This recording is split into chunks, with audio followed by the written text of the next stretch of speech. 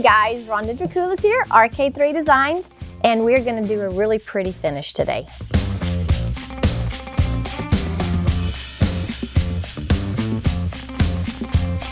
I've had a couple of people ask me to do some type of very soft, very pearly look, almost like a mother of pearl.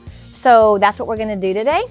I have some really neat mica powders that I think are going to complement each other. So let's get started. I'm going to start off.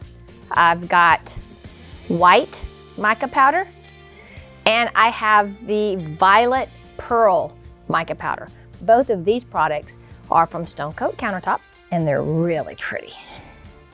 And I'm just going to randomly put those down on the board. And then here's the white. And you can see just with these two colors how the violet pearl really has that pretty iridescent look. Okay, so now we're going to add a little bit of the purple. And this is an aluminite color.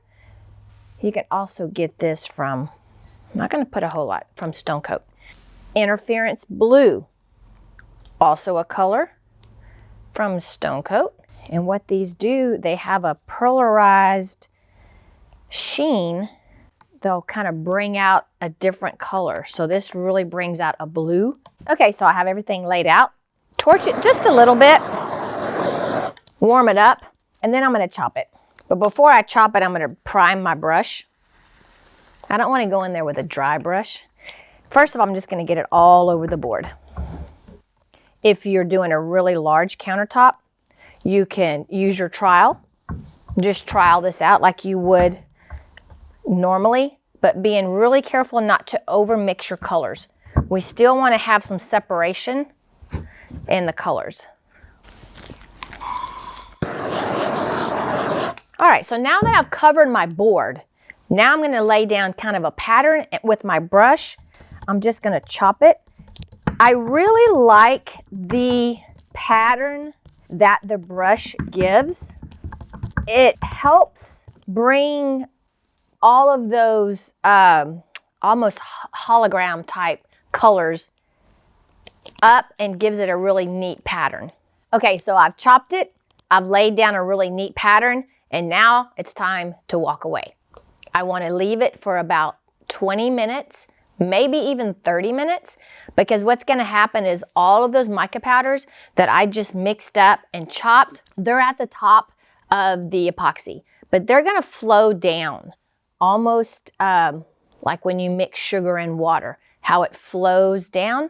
So that's what's going to happen right now. All these mica powders are sinking to the bottom.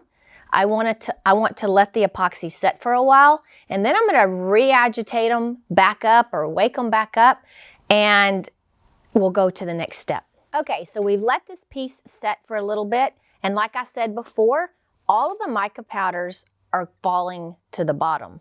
So now we're going to wake those mica powders up, and you'll really be surprised at how that changes the appearance. Chop brush.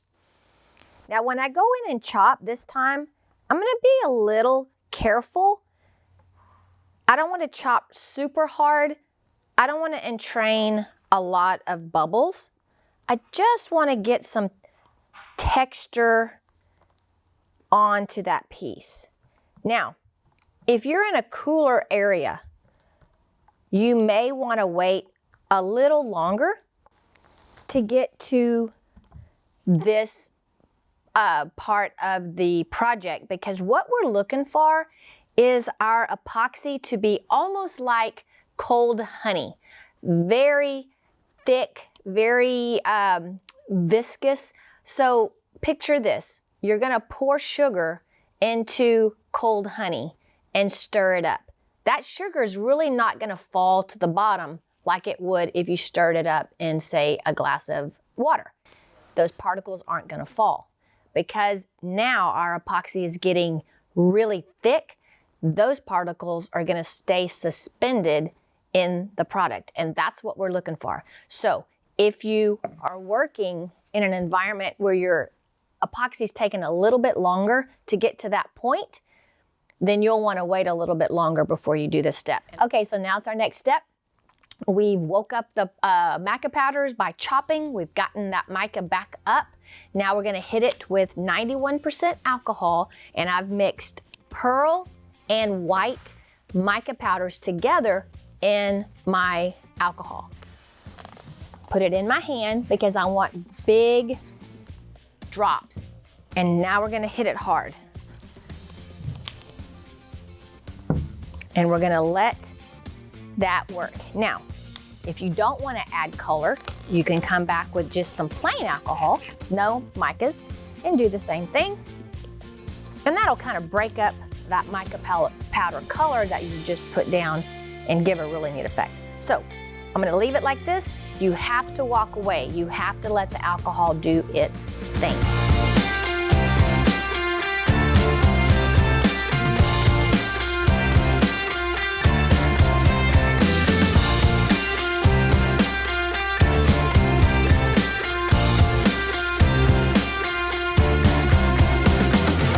Hey guys, I hope you liked this video. If you did, give me a thumbs up, hit the bell for future notifications, and leave us some comments. I really do like to hear from you. And remember, until next time, don't be scared, move forward, and be creative.